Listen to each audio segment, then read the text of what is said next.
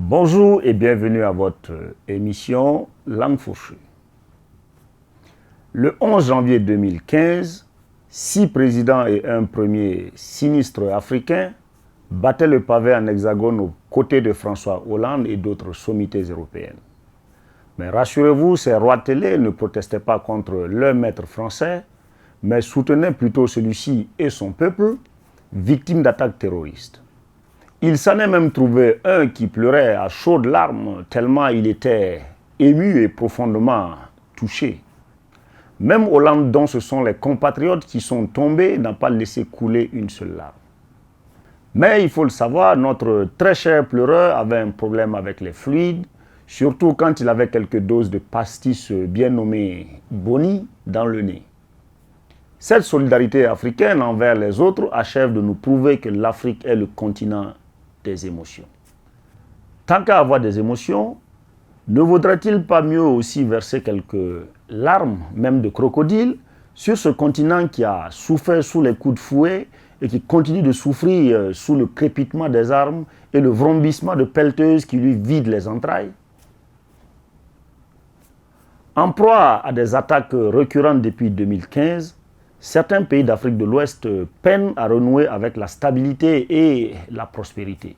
S'ils s'étaient au moins donné les épaules pour se pleurer dessus, les présidents africains marqueraient une certaine solidarité les uns envers les autres en cherchant à trouver une solution commune à leurs problèmes très communs, la France, pour ne pas parler comme le shérif du Moutaland.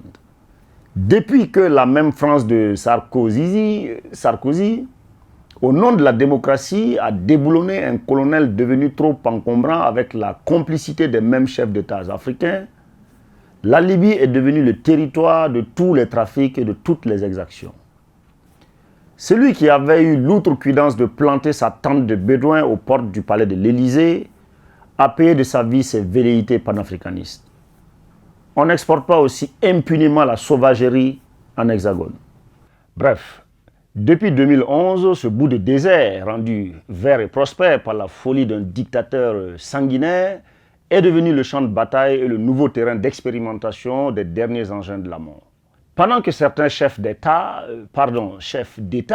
festoyaient leur brillante réélection avec les scandales financiers de leurs frangins en sus, et que d'autres, anciens présidents, eux, étaient en résidence très encerclée pour cause de troubles à l'ordre public, un massacre se déroulait dans le pays de Kadhafi. En effet, le 3 juillet passé, les frères ennemis libyens, se battant pour le contrôle du pouvoir central, ont déversé une bonne partie de leur colère, mais surtout de leurs bombes, sur un camp de migrants. Un camp, on y reviendra. Bilan provisoire, 44 morts et quelques disparus. Erreur de frappe ou cible délibérée des avions de Khalifa Haftar ou du gouvernement d'union nationale, les enquêtes, s'il y en a et si elles aboutissent, nous édifieront. En ces circonstances douloureuses, j'aurais bien vu quelques larmes perler sur les joues grasses et luisantes de nos digérants, surtout quand on sait que la plupart des victimes de ce carnage, pour ne pas dire toutes les victimes, étaient de l'Afrique subsaharienne. Mais hélas, 44 fois. À défaut de se réunir devant le siège de l'Union africaine pour pleurer, nos rois d'une autre époque auraient pu distiller un communiqué conjoint condamnant ces exactions. Mais bon, 44 morts africains ne valent certainement pas des larmes pour 17 victimes françaises. Combien de personnes meurent en Méditerranée chaque jour? On en a l'habitude maintenant. Bof. De toute façon, directement ou indirectement, ces mêmes dirigeants africains zigouillent quelques compatriotes sans que cela ne les émeuve outre mesure.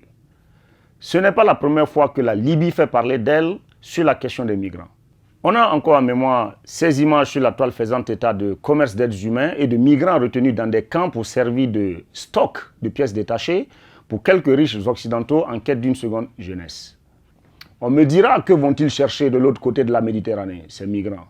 Eh bien, je dirais la paix. Parce que ceux qui fabriquent les engins de la mort ne les utilisent pas sur leur sol, mais les expérimentent bien chez leurs vassaux qui n'ont que trop de compatriotes à réduire. Que Dios buen vassalo si obiese buen señor. Pour ceux qui ne parlent pas aussi bien espagnol que moi, je vous traduis. Quel bon vassal il ferait s'il avait un bon seigneur. À bientôt pour une autre langue fourchue.